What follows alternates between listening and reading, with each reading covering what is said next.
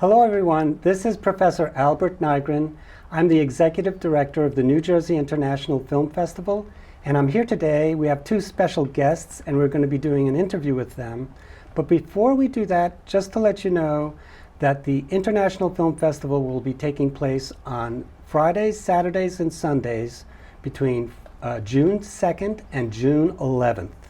There'll be online screenings for all the programs, and there'll be 9 in-person screenings as well in the evenings, either at 5 p.m. or 7 p.m.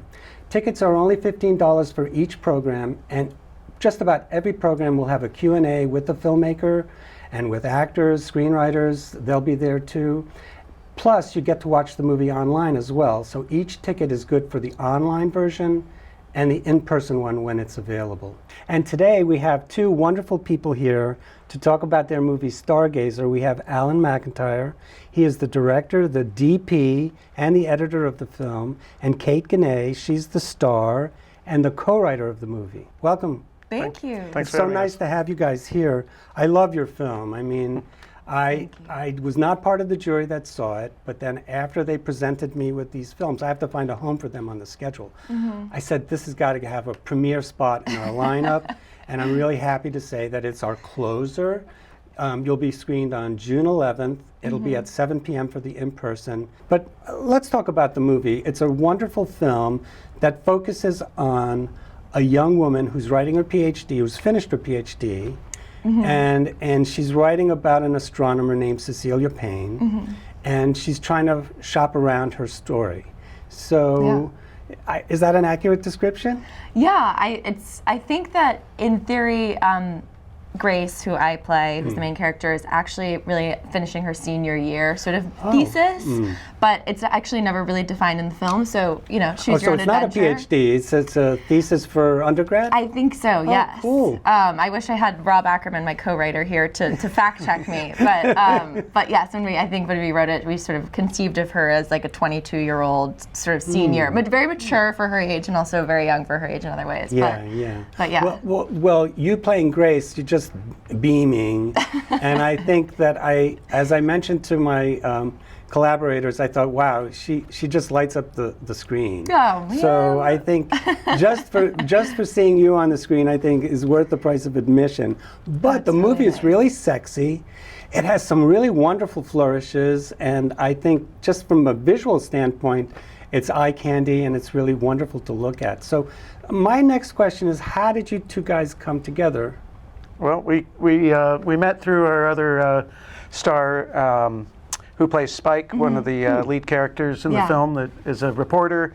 Matt Bogart is the actor, and he sort of brought me into the process, and we all hit it off. And so as a number of writers and actors looking for a director as well as a filmmaker to collaborate with.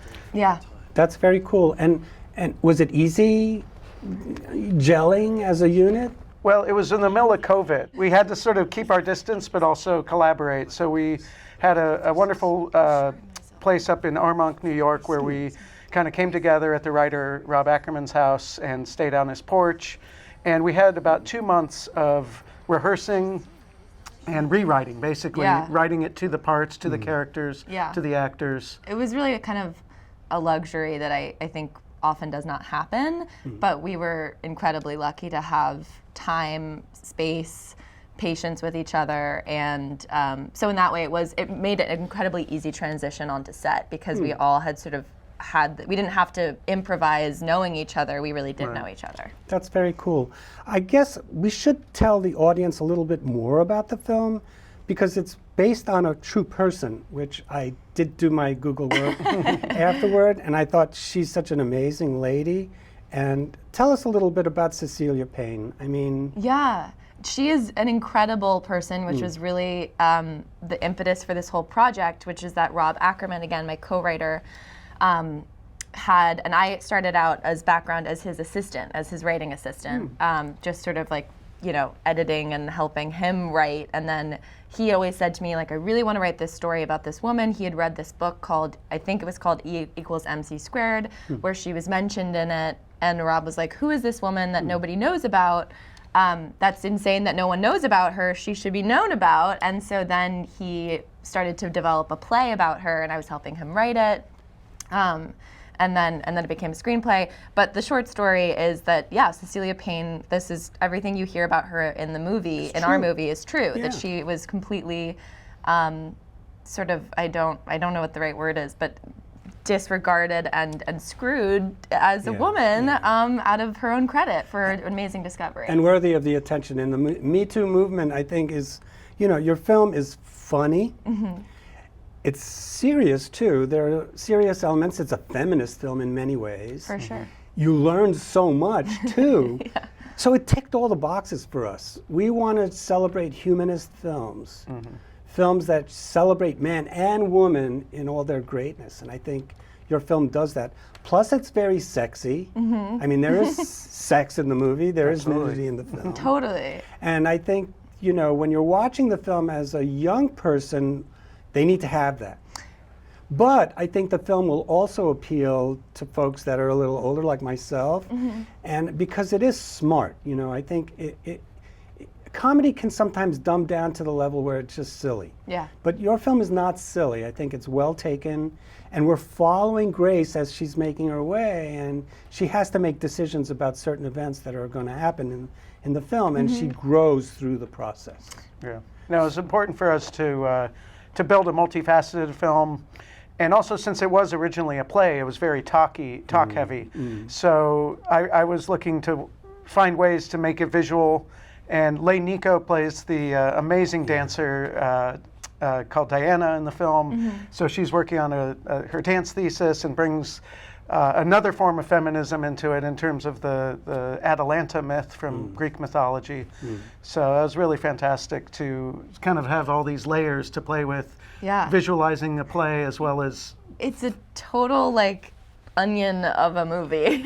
Well, she's wonderful too. She's amazing. And I think the fact that you have these kind of fantasy moments or where you see the story through a different lens takes it away from that theatrical kind of stagey feel and really makes it cinema in so many ways. And I think just on that level, the film has a sense of density that you don't see in the standard schlock that you see in the multiplex. And for being 86 minutes, I think it's 86, that it packs a punch in a very short amount of time. This film mostly takes place on the campus of Rider University, correct? Tell us a little bit about how that ended up happening. So this was great timing. When they reached out to me, I was just finishing a film class at Rider University, and this is a brand new film program they're building and really looking to grow. And we had just done one where we had trained all the students during COVID. No one could be making all their own films, so we had 3 directors making 3 short films with the whole class. And as soon as that was wrapping up, they got in touch with me. And I said, hey, I think I know a campus we can shoot this on. I think they'll be looking. So Rider was really wonderful. They opened their doors to us. We rented dorm rooms so the whole crew could just stay there. We made a little COVID bubble to film and live on campus. It was really totally great. Amazing. Well, I wish I could talk to you guys forever, but I would love you guys to come and see this movie. It's going to be playing on Sunday, June 11th. Again, it's our closing film, in-person film anyway. It'll be available online for 24 hours, in person at 7 p.m. Both of these guys and more of the cast and crew will be there to do a Q&A live after the screening. So you have to come. It's $15 for general admission for both. If you're a student and you come to the in-person one, it's only $10. And you can get complete information by going to our website, which is njfilmfest.com. It'll lead you to our Eventive website, which will give you all the information about all the films we're showing. We're showing 35 films that were selected from 711. And there were 150 features, and we're only showing 5. So this is a great film. You absolutely must come and see it. And I want to thank you both for hanging out with me. Thank you. I look forward to seeing you at the screening, too. Appreciate it. Thank Yeah. you. Thank you Thank you. so much. That. A strong story. A story for all time. Now open your eyes. If you're sure of your facts, you must defend your position. They like it, Grace. They like your thesis. I'm sure of myself now. This story's mine. Grace, let's hear the story of